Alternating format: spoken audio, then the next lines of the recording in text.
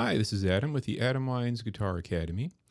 Today we are going to be continuing to look at the guitar solo for Ride the Lightning, but today we're going to be looking at the rhythm guitar part before we do the next part of the solo. That way we have a better understanding of what's going on with the solo and why Kirk Hammett is choosing the scales, etc., that he's going to choose, etc., when we get there and we take a look at it. So if you recall, the previous rhythm that we did for the guitar solo was one of the riffs that just was in the song. It was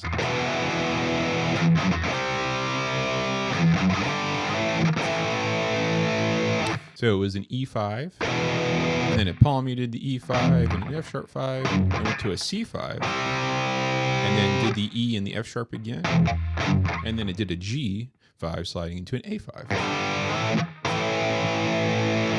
And that was pretty much in the E minor tonal center for the most part, and it really emphasized the A at the end. So the solo is going to start getting more intense. It started off with the tapping and all that good stuff, and now it's kind of coming into, it's kicking up a gear. So that's how this solo kind of is. It starts off pretty wild, honestly, with the tapping and everything, but then it kicks it up, which is the part we're about to talk about, and then it kicks it up even more. So you'll see what I mean. So anyway, we're kind of in that like middle tier of the solo where it's like kind of kicking up from the beginning, even though it started off pretty awesome. So that being said, let's take a look at the rhythm. And here is a short of me playing it real quick so you have it in your ear.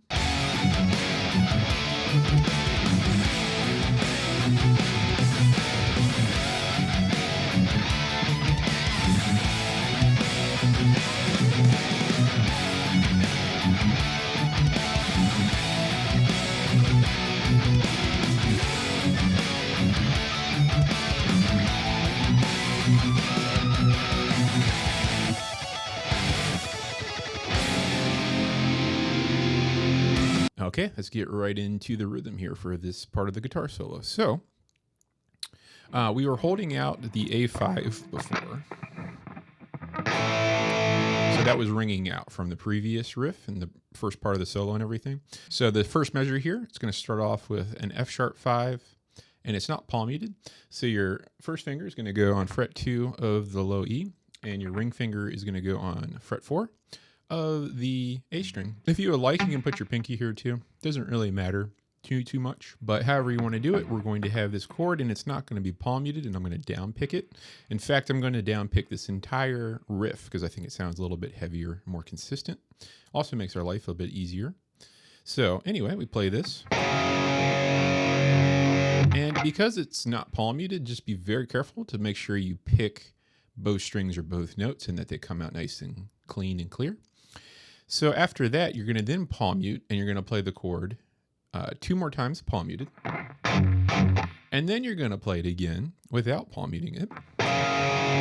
So far we had no palm mute, 2 palm mutes, and then no palm mute. Now, when you palm mute here, you can just play the low E. It's not a big deal, but you'll see in the tab that the full power chord is there listed when it's palm muted. So not the end of the world if you only hit the low E string, but it's your choice. So try both, see which one you like better. Now, at the end of this measure, it goes 2 and 4, or F sharp and G sharp, and they're palm muted. So it'll look like this. And that's simply the 2nd fret going to the 4th fret. I'm using my index finger and then my ring finger. Just like that. If you want to practice that a bit, that's fine. Just like that. Now the rhythm, let's talk about that. It starts off with a quarter note, 2 eighth notes, a quarter note, 2 eighth notes. So not too bad. Nice and slow. If you were to count this, it would go 1, 2, and 3, 4, and like that. So one more time. 1, 2, and 3, 4, and like that. Now, music theory wise, this measure is really just coloring the F sharp chord. That's basically what's happening here. Now, I have a educated theory and guess of what this riff is doing, and I'll show you as we get there.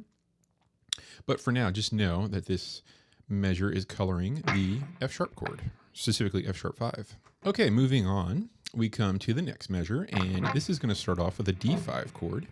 And we're going to play it over here on the A string. So it's going to be fret 5 on the A string. I'm going to use my index finger. And it's going to be fret 7 on the D string, and I'm going to use my ring finger. And once again, this is not palm muted, and be careful to make sure you pick both strings. Now, after that, it is very similar to the other measure rhythmically and how it is played.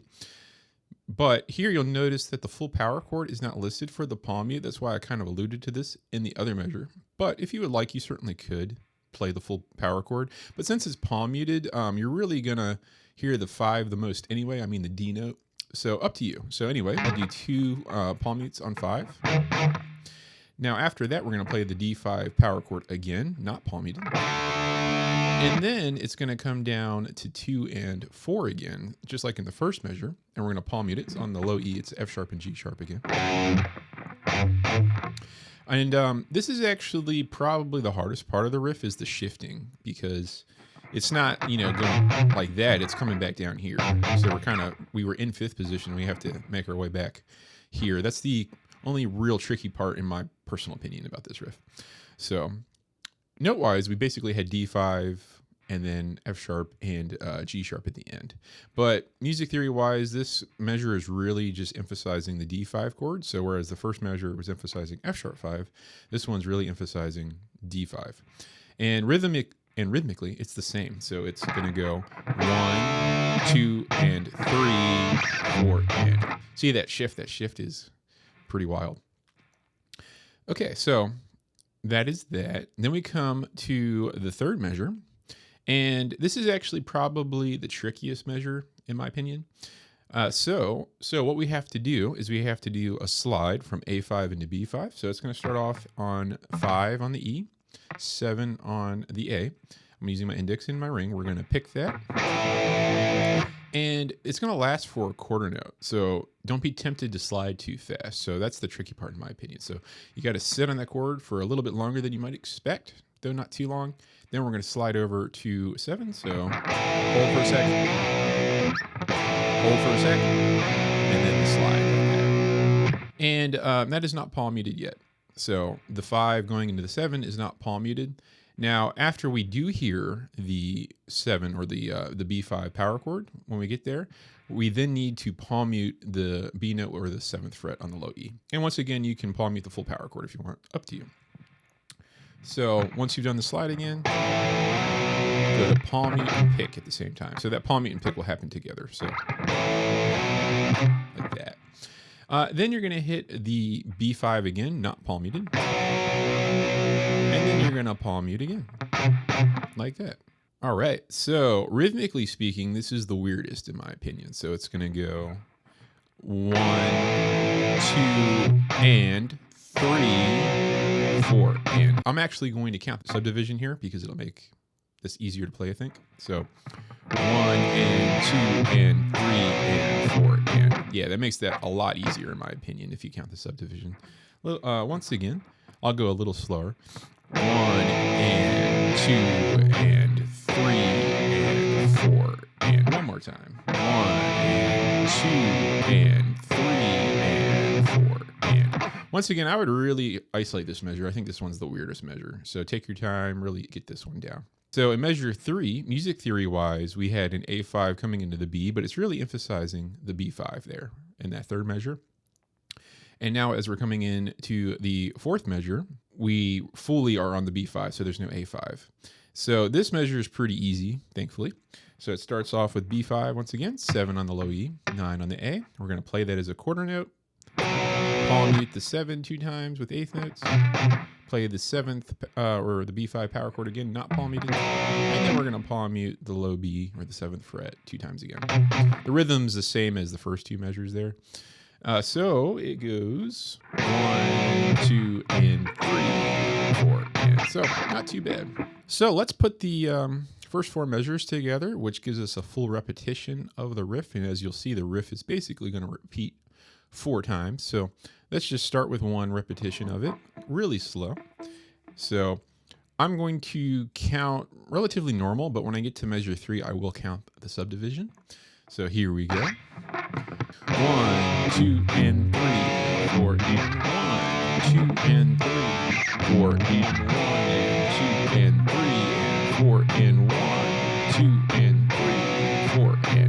So that subdivision on beat 3 is really saving the count there. It is very tricky to count that like the other ones without the subdivision due to the slide. So like I said, really isolate that third measure. And once again, music theory wise, we basically have an F sharp 5 chord in measure 1 being really emphasized. We have a D5 power chord really being emphasized in measure 2. Measure 3, we do have the A5 briefly, but it's really going into the B5. And then measure 4 is also B5. Now, my theory here of what's going on is I think we are really emphasizing the key of B minor. I could be wrong, but I do think this is what's going on, because when we were playing the guitar solo in the last video, it ended with the B minor pentatonic lick, if you recall. So I think that is what is happening here, in my personal opinion. So I think this riff, which is going to get repeated 4 times, is in B minor, basically. Okay, so let's talk about what happens after you play it the 4th time, and then we'll put it all together. So once we come to the 4th time and you play through everything, and you know, if you recall, last measure was. So now we come into, basically, we call them stops, like where the drums kind of stop with you. And basically, where it's going to be an A5 to start. So it's going to be fret 5 on the E string, fret 7 on the D. And you'll see in the tab that it is 2 eighth notes and a quarter note, but personally, I think that that quarter note is probably an eighth note. It stops very abruptly in the recording. So in other words, you're going to go 1 and 2 like that. And it's not palm muted. And once you've played beat 2, I would just quickly stop it with your right hand, and you'll stop it with the drums. The drums will play it with you, and you'll see what I mean if you're playing along with the recording. And that's why I think it's an eighth note personally. So once again, 1 and 2, just like that. And then it rests for beats 3 and 4, real specific, maybe the and of 2 and beats 3 and 4. Then the next measure is G5. It's fret 3 on the low E, fret 5 on the A string, and it is 2 eighth notes, and it stops abruptly, and it's not palm muted, so it's just 1 E, like that. Then measure 3 and measure 4 is just going to hold out an F5 chord. So that's fret 1 on the low E and fret 3 on the A string. You're going to play it and just let it ring. And it's actually going to ring out for 4 beats, and it's going to carry over. And in the tablature there, it looks like it goes to 3/4 briefly. And then it's going to go into the next section back to 4/4 time, into the next part of the solo where it kicks up even more. And it's going to be a new riff there as well.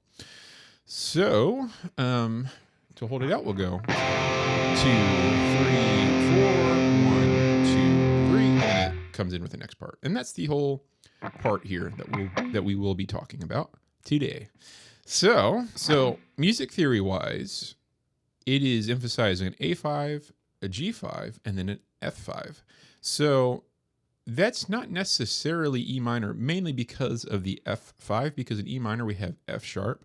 So I'm not sure yet what is happening here. We'll have to take a look at the guitar solo, but it could be going to the key center of F, maybe F major, maybe C major.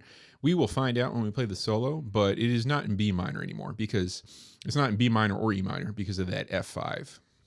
So that's interesting. That's the most interesting part here, I think, as far as music theory is concerned. So that's a little bit of a mystery right now, and we're going to find out what's really going on once we look at the solo. So that's pretty cool. All right, so let's play this whole thing at a very nice slow tempo. Remember that third measure, we're going to count the subdivision. That's the tricky part as far as the count is concerned.